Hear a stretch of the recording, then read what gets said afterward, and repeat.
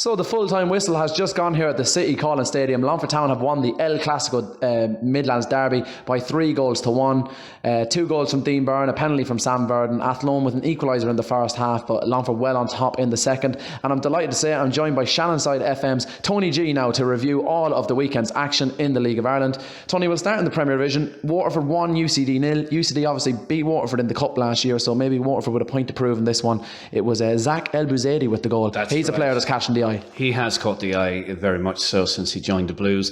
Waterford, since that blow, have been denied their place in Europe at the expense of Pats because of that rule about coming back into business under a new name within 3 years. They've just seemed to have gone off the boil since then. They've been deflated and they're struggling really, but that was a good win for them last night, a good 1-0 victory. So Waterford probably, maybe looking to move up the table a bit. They're third bottom at the moment, so they're Cork are below Waterford in the table. Cork are really, really struggling, aren't they? Losing again last night. And are you worried for UCD? I am. The problem with UCD is that they keep losing their quality players to bigger clubs. And there's a lot of talk obviously about Gary O'Neill at the moment. That's right. And they lost several players again to big clubs this season. But they always seem to have a conveyor belt that brings the youngsters through the system.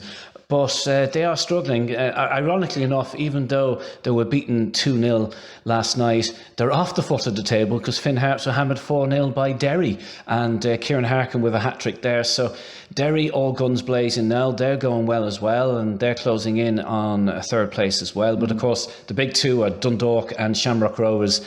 And just goal difference separating Dundalk and Shamrock Rovers. Dundalk leaving it late with Sean Hoare in the last minute. But Shamrock Rovers, a couple of goals last night, good 2-0 win. Roberto Lopez and Joey O'Brien with the goals there. So 2-horse race. I think there's a 13-point gap then to Bows in third place. Bows are losing a few games now, losing 2-1 to Sligo last night, and very unlucky to lose that game last night. The sending off had a big role to play in that, and Derry Pender, of course, but Romeo Parks with a brace there for Sligo Rovers, and I believe that was a massive amount of injury time played there. 18 minutes added on the first half. Clash of heads as well, so that's unfortunate circumstances there, but hopefully everyone's all right. The two, I think Denny Corcoran was involved. Denny Corcoran, no word on how serious his injury is, but if he is to be out for a spell now, that's a big blow for Bows. As you said, they've started losing a couple of games now that they're out of the title race in all honesty. So their goal now will be to stay in that top 4, stay in that top 3, because that's the only way to guarantee Europe. Obviously with 4th, you're relying on cup results, but European football for Bows would be absolutely massive financially. Massive, because there's not a huge budget there, and Keith Long has done a terrific job since he moved to Bohemians from Athlone Town. So you have to give credit where credit's due, and the crowds at Dalymount Park are up. I suppose crowds everywhere up here, and it's a very successful season in terms of attendances at League of Ireland games. Cork City, it's just not happening for them this year. You have UCD, as I said, they were beaten 2-0 last night, but they're off the foot of the table because Harps were beaten 4-0, so a goal difference. But they're both only in 10 points, so it's a 12-point gap then. But Cork City, I didn't expect them to be struggling so badly. It's just inexplicable how Cork are so low on the table. Yeah, I know my podcast co-host John Breyer now at the very start of the season in our prediction shows, he did predict Cork would be outside the top 4, but I don't think anybody's seen this coming. I thought they might have to settle for 4th or 5th in the league. I didn't think they'd be in the top 3 myself, but I thought they'd finish 4th or 5th. But obviously that's not going to happen. Sligo Rovers beginning to put in. As I said on the show during the week, I think Sligo, from an attacking sense, I don't think Liam Buckley is overly happy that they haven't been able to really get that style of play going that he's associated with. But defensively, they've been quite solid throughout the season. They had a lot of draws recently, but now that win over Bows, maybe they can kick on from there. Yeah, and it as you say, it has been a good season for them. So we just see it's a marathon, not a sprint. There's still a long, long way to go. But obviously, the top of the table is 2-horse race, Dundalk and Shamrock Rovers. Shamrock Rovers back to where they should be. Stephen Bradley has the mistake that Shamrock Rovers were making beforehand. They weren't giving managers, apart from Michael O'Neill, they weren't giving other managers time to settle in. And Stephen Kenny is the case in point there. But they've learnt the lesson. Stephen Bradley's been there for a while now, and things are just beginning to fall into place. And it's between them, obviously, and Dundalk for the title. With the Longford Town connections there, of course, Stephen Kenny gone, but with Vinnie Perth there, obviously. it's Dundalk I would like to see win the league title. I was going to ask, do you have a favourite? But I suppose alliances aside, and obviously looking and Vinny was at the match tonight. Yeah. But all that aside, just taking it on form and what you've seen of the sides this season, who do you actually fancy to win that league title? Dundalk. Okay, fair enough. We'll move along to the first division, Tony. Shelbourne 1, Cove 0. That's the game I was at last night, so I'll run the folks through that one, I think. Ryan Brennan with a 32nd minute header. A very, very even first half. In the second half, Shells probably did have opportunities to maybe kill the game off, didn't take them. Cove played right up until that final whistle, and Jose Kabia, a player that's very, very highly rated, he was very impressive for Cove last night. He missed a chance right at the death for Cove to get an equaliser. So Stephen Henderson, after the game, I spoke to him, and he has ruled Cove's chances of the playoff football off this season. He said they're finished with the season now in terms of a playoff push, and they'll just look to use this season to bed in young players. So maybe a worry there for attendances now for the rest of the season at St. Coleman's Park. Yeah, look, it's 6 teams involved there. There's only 4 points separating top of the table Shelbourne, Longford Town are second, they're in 28, Longford Town are second, 27, but 6th place Limerick are on 24 points. So you've only 4 points separating top from 6th. So, and the rest are cut adrift and set adrift in memory bliss, to quote the song. Have Limerick been the surprise package considering everything that's gone on off the pitch there? Yeah, but at the start of the season, when I was doing a piece on the League of Ireland with Shannon's side, I did think that Limerick, despite the travails of last season, would be in the shake-up for the playoffs, and I was convinced that I thought they might have troubles again off the field, but I didn't think it would impact on the play on the field, and that they'd still be there or thereabouts. And they're only 4 points off top. They're only 6, but they're only 4 points off Shelbourne in first place. Team that is coming into form since losing at home to Longford Town is Drogheda United. Yeah. To go away to beat a Cabinteely side top of the table last week and beat them 5-0 away, and Cabinteely not conceding too many goals and lots of clean sheets before that, and then to put 3 past Galway United last night. So they're bang on form. Chris Lyons with a brace last night, and I thought Galway, after beating Longford Town, would get a bit of a boost, but it wasn't to be, and Drogheda comfortable winners there. So Drogheda are flying as well. Shelbourne, at the start of the season, I thought Shelbourne and Bray would be the top two. Now Bray there, okay, two goals to 1 victory last night against Wexford. They were 2-0 up, and Danny Furlong got a consolation goal. Have you seen that Danny Furlong goal? I haven't, no. Oh, check it out online. A Cruyff turn at the front post, basically. Yeah, absolutely fantastic. It'll probably go viral on Twitter over the weekend, I'd imagine. But tonight, Longford Town bouncing back after 2 successive losses. As you said, sloppy goal to concede there. Aaron Briley, former Longford Town player, the Athlone skipper, great little pass inside to Dean Williams for the equaliser.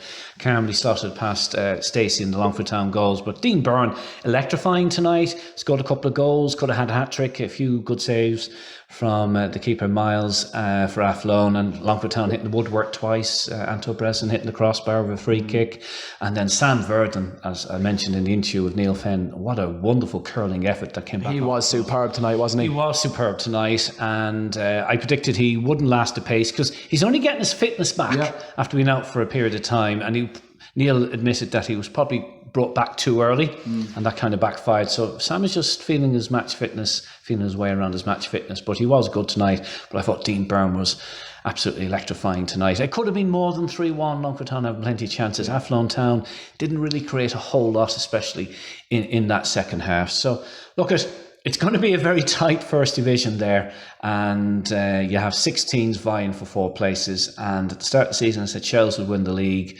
and you think they were average last night, but it's all about getting results. So we'll have to see. This head-to-head game next week between Longford and Shelbourne could have huge say in how the title race goes, but as you said, I think it's going to be quite tight for the remainder of the season. Tony, thanks very much for running us through those results. You can check out Tony's work on shannonside.ie and tune in on the radio. They give great League of Ireland coverage, so credit to the local station. Limerick beating Cabo again last night, 1-0, Conor Ellis with the strike there. So Cabo back-to-back defeats now.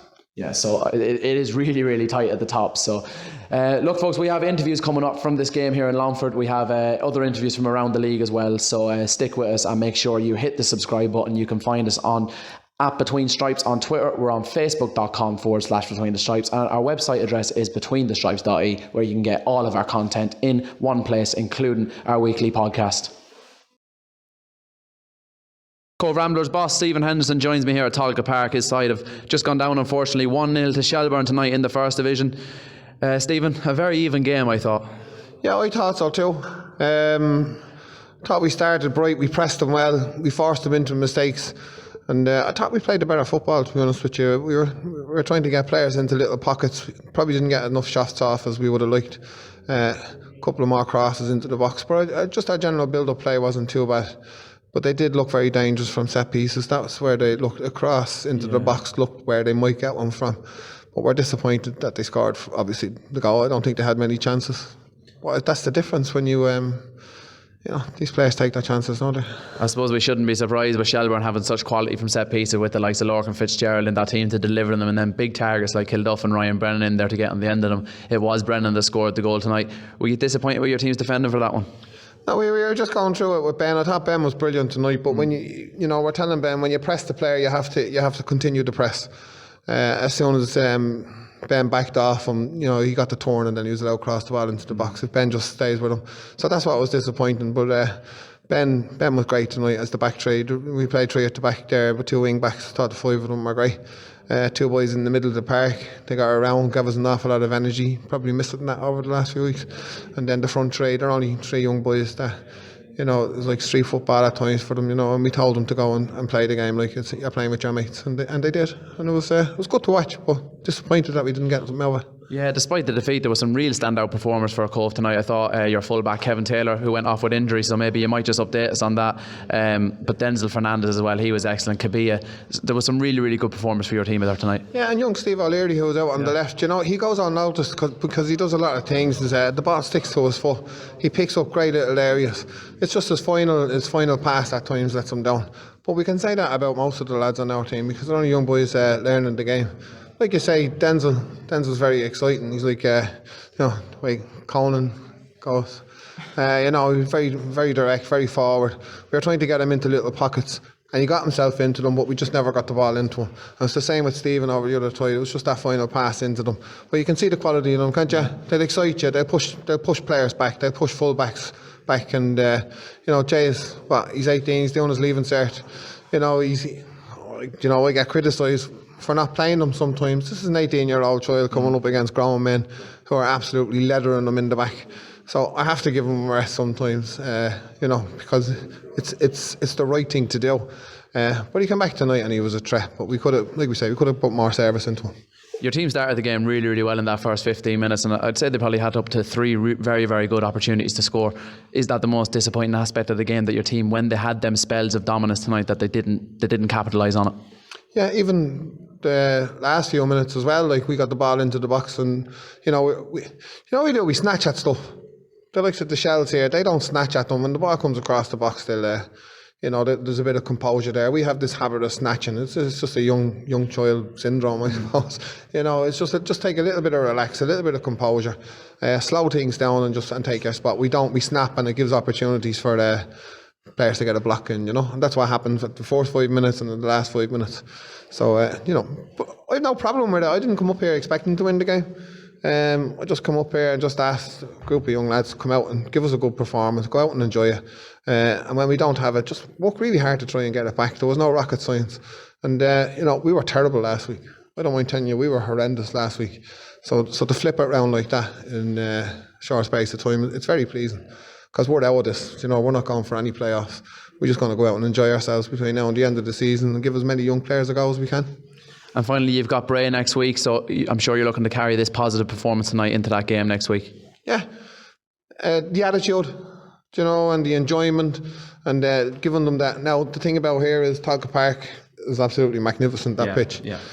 We lost Cian Leonard this week because he fell over a divot in training on our pitch. Do you know what I mean? So that's the difference. So we want to try and play a certain way, but we can only do it away from home. Like that. Stephen, thanks for joining us. Thanks.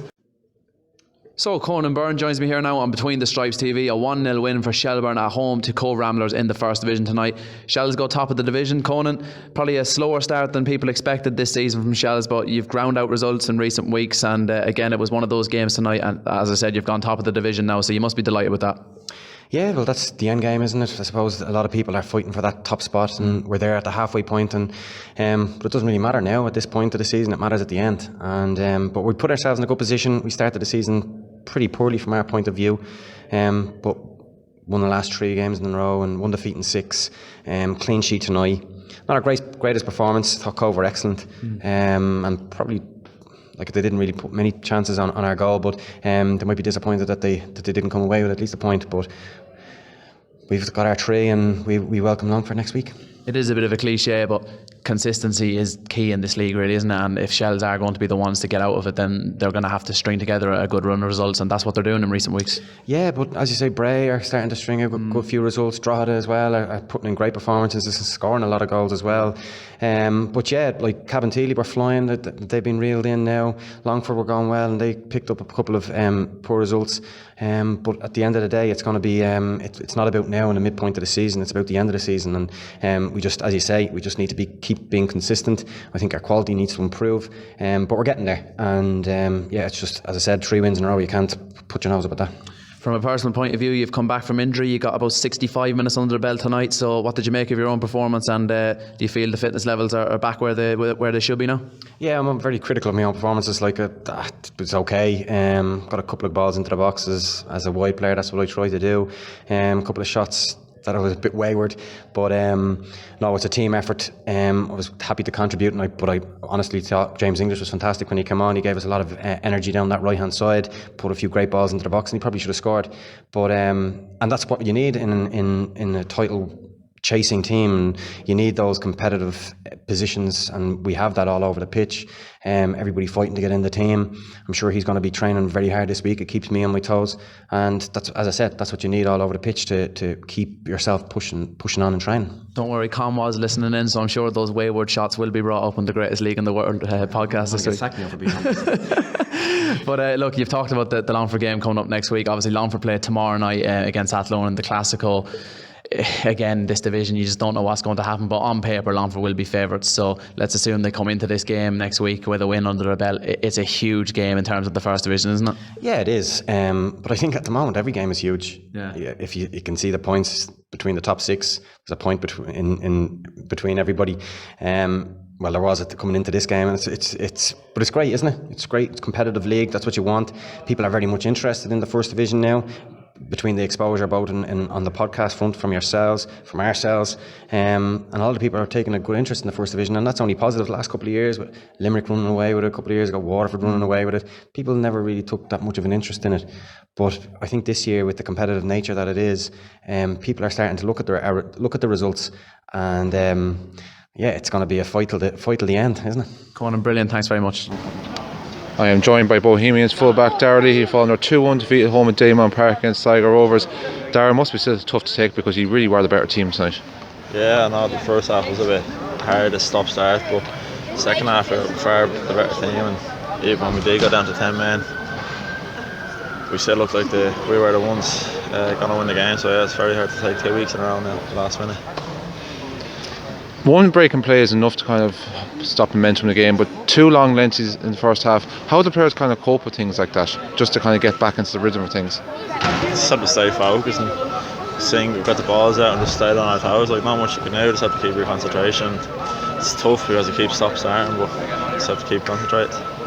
You mentioned going down to 10 men for the last 20 minutes was tough, but if you were to look on from neutral and didn't know any difference, you still would have thought you were the team with 11 men. Yeah, we looked like the team we looked like we were going to win the game.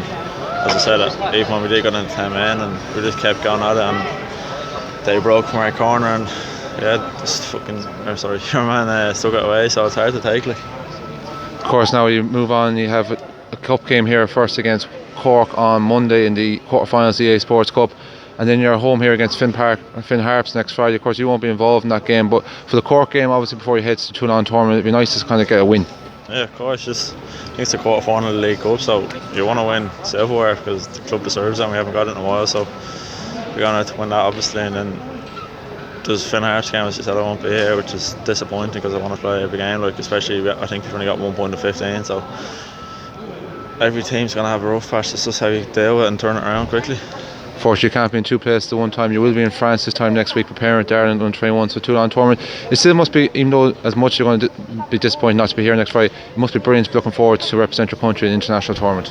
Yeah, of course, going to be disappointed because the last few results haven't gone our way, and just want to change and do everything. But on the other side, it's playing for your country, so delighted. Like every kid's trying to play for the country, so I'm looking forward to that now. Yeah. Darragh, thanks very much for joining us on Between the Stripes TV.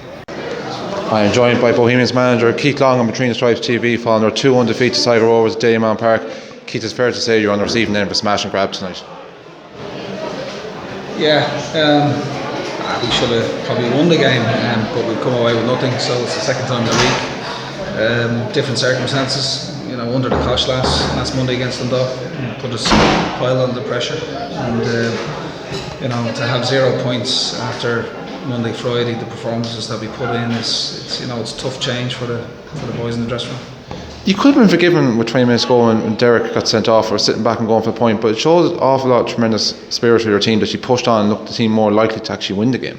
Yeah, we tried to win the game, and that's what we try and do. The minimum we should come away with is a point, obviously. Disappointed not to have done that. You know, but we did try to win the game. We thought we were brave. Certainly in the second half, going down to 10 men.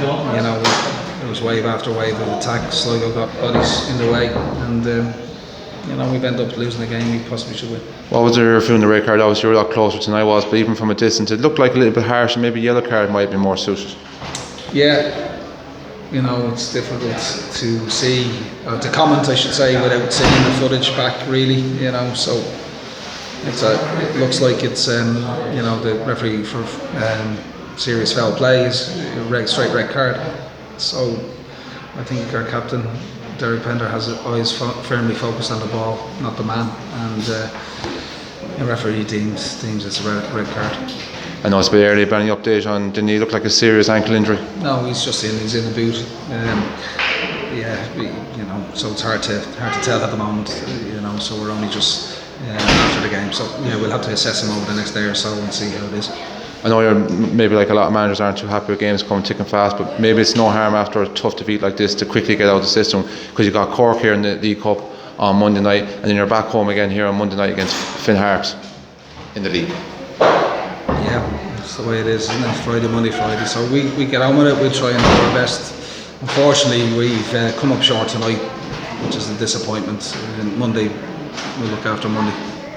In a way, were you kind of glad to have that game off against UCD in 2 weeks' time to give yourselves lads a couple of break, and then of course it is still going to lead to refixtures. Not looking ahead that far, to be honest with you. You know, how can you? You know, you got to plan for a game every 2 days, every 3 days. So that's what we try and do. So that's what's unfortunately for the boys this week has been quite disappointing. Really, you know, we haven't got the return of points we deserve from the performances.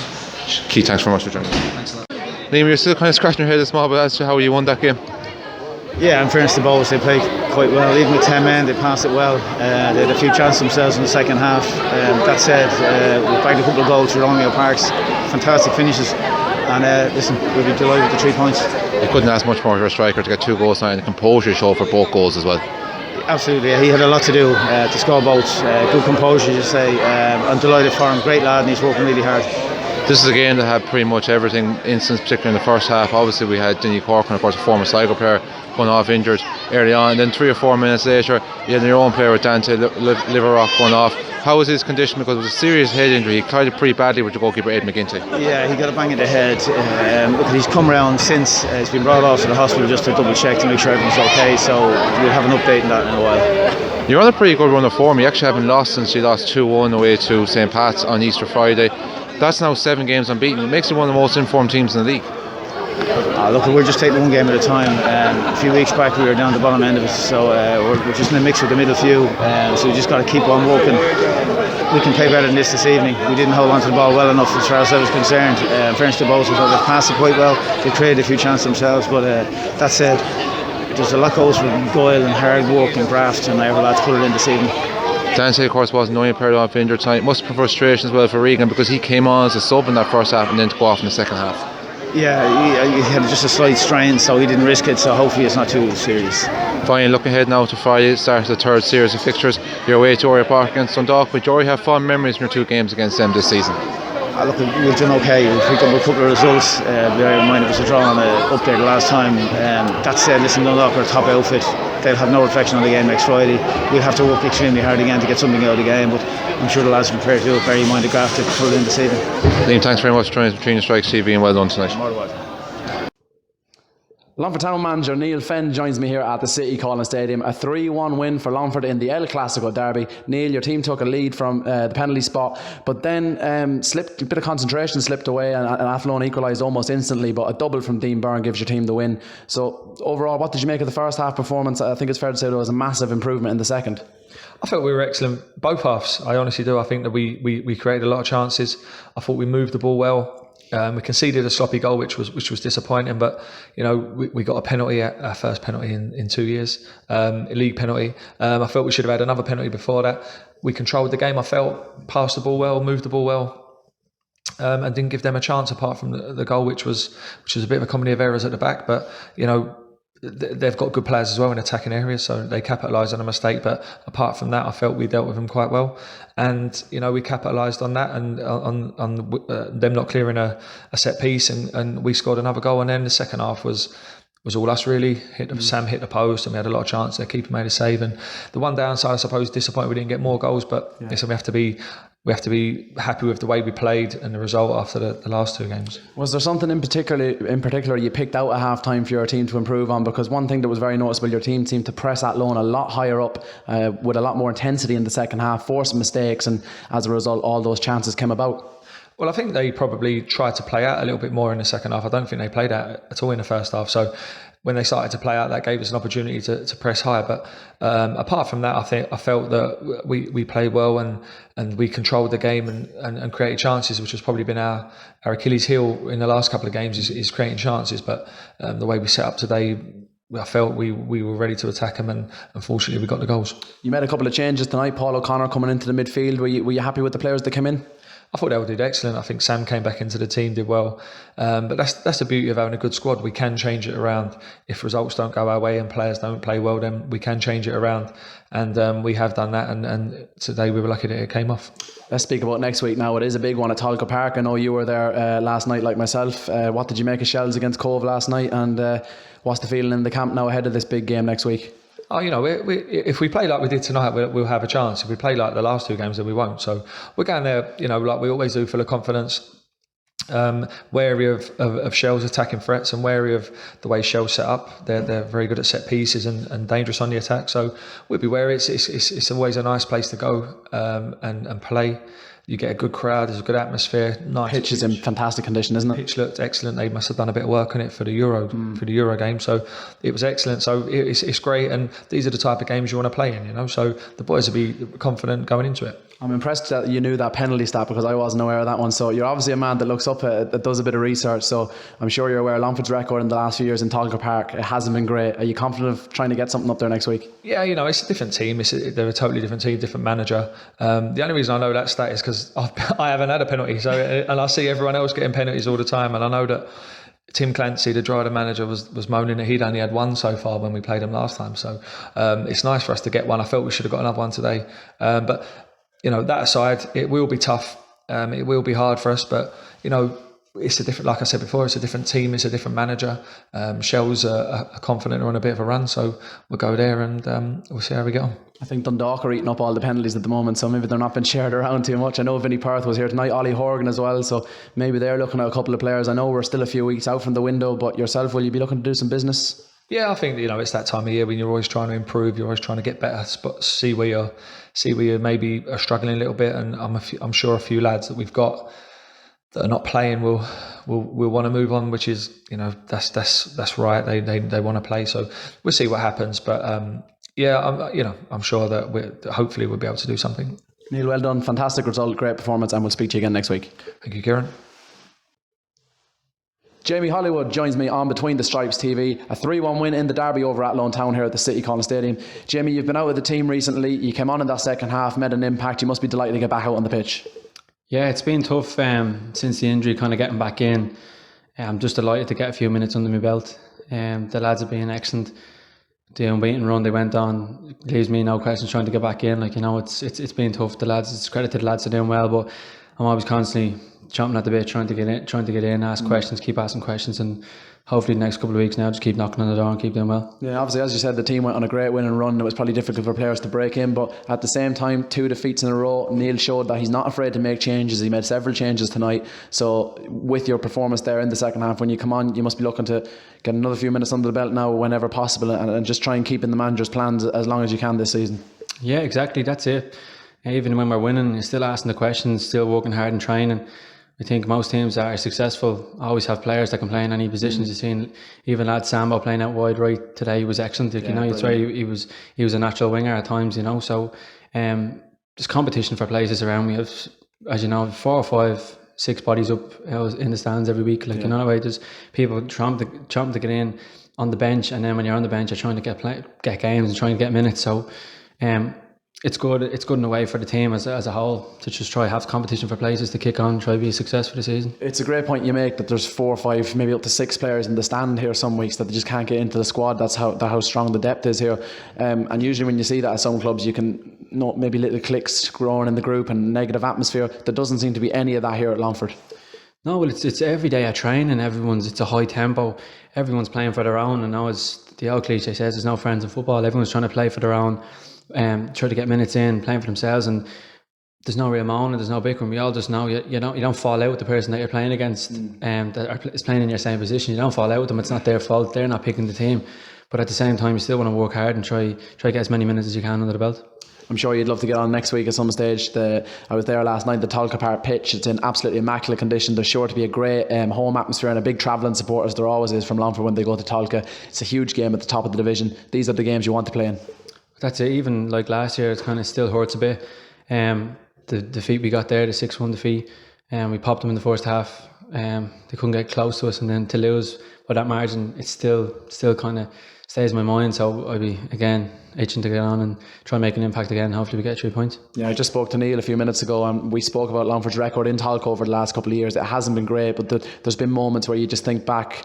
There was the 3-2 defeat last season, and then, as you said, there was that game where Longford were on top for huge periods. They concede a couple of goals, then the ball comes off the referee, and Shells go 3-1 up. Longford go down to 10 men then as well. There was no coming back. They get pasted 6-1. It just took all the confidence out of the side when they were playing really, really well at the time and looking very good for promotion at the time. So a point to prove when you go to Tolka Park, perhaps. 100%, and the lads that went in the squad last year, they know about it. Even like Jamie Doyle coming in, we all know about that result, and we kind of felt we were hard done by. We kind of went for it at 3-1, and the floodgates open. We missed the chance to make it 3-2. They went up and scored again, and that's kind of the game got away from us. But we didn't stop fighting. We kept going, and it'll be similar again next week. We always seem to rise to the occasion of the big games, and hopefully next week will be the same. And finally, the minute you come on the pitch there, the lads over in Section O singing your name, that must be a great feeling after being out with the team for so many weeks to still have the support of the fans. 100%. The fans are everything, especially in this club. When you're playing, not only playing for your team, you're playing for them as well. Like, the lads that come down every week and support the team, win, lose or draw.